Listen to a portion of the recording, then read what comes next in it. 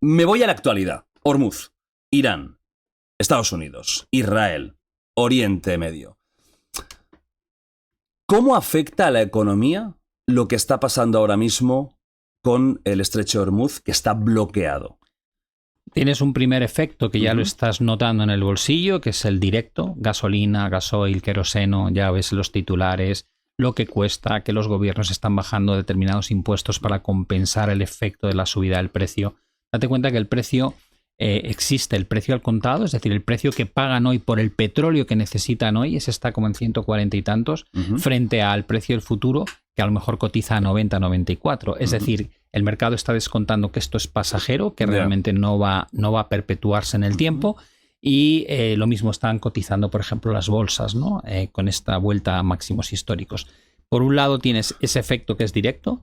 Un segundo efecto es a nivel logístico, es decir, cuando de repente piensas que puede haber menos vuelos que afecten al turismo, que los transportes de mercancías tengan seguros más caros o coste de fuel más caro, se va a repercutir en el producto final. Los fertilizantes que pasan por Hormuz, que es un porcentaje muy elevado y que de repente deja de poder circular, hace que ese coste se incremente, y eso para las próximas cosechas de alimentos va a tener un impacto. Esa es la segunda onda. Lo primero es inmediato, lo segundo irá básicamente entrando en el sistema poco a poco, y es de lo que alertan pues Fondos Monetario Internacional, Banco Mundial, el propio BCE. Te dicen, ojo, que esto no hemos visto más que la punta del iceberg. Y luego está la posibilidad de que no se alcance un acuerdo. Es decir, todos estamos dando por hecho que a nadie le interesa una guerra cruenta, pero bueno, ya sabemos que cuando las cosas se tuercen, se tuercen.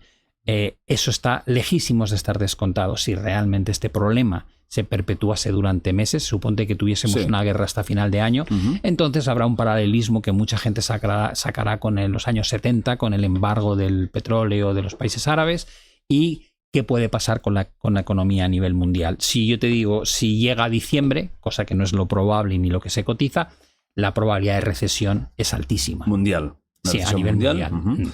¿Qué pasaría? Imagínate que no se llega a un acuerdo, la cosa va a peor, el estrecho queda bloqueado, porque ahora mismo hay un doble bloqueo, el propio de Irán, uno de Estados Unidos.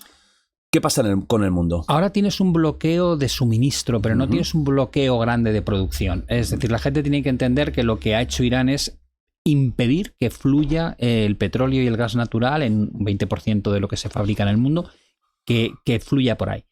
Pero de lo que hablamos, si hay una guerra cruenta, es que Estados Unidos se carga las centrales eléctricas iraníes, Irán responde destruyendo sistemas energéticos de países aliados de Estados Unidos, atacando desalinizadoras en Oriente Próximo. Piensa que entre el 80 y el 90% del agua potable que se consume en los países de Oriente Próximo viene del mar, se consigue a través de las desalinizadoras, y tienen como una semana de reservas.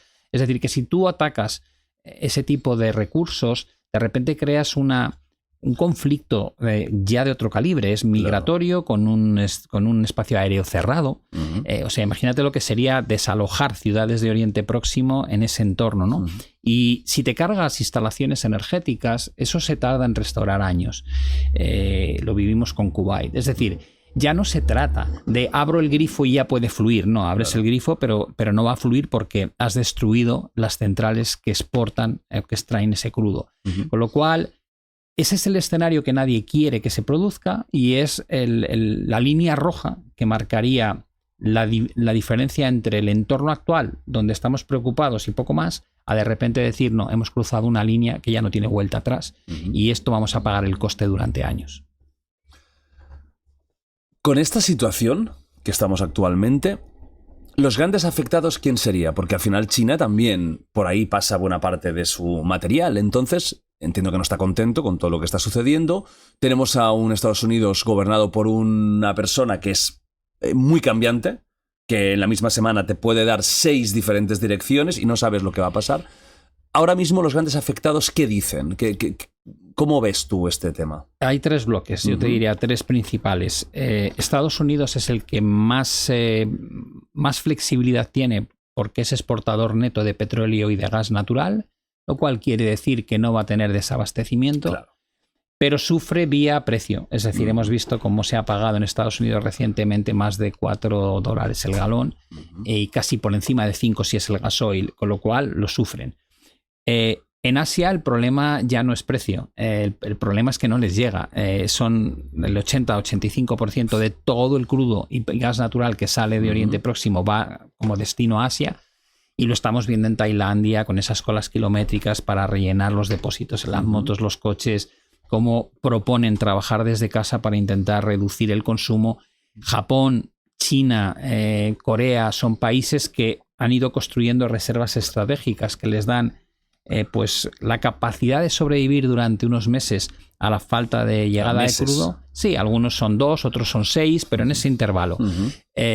Si realmente planteásemos, como decíamos, hasta diciembre una guerra que se destruya de más oferta, la reserva estratégica no es suficiente y ahí tienen que buscar alternativas.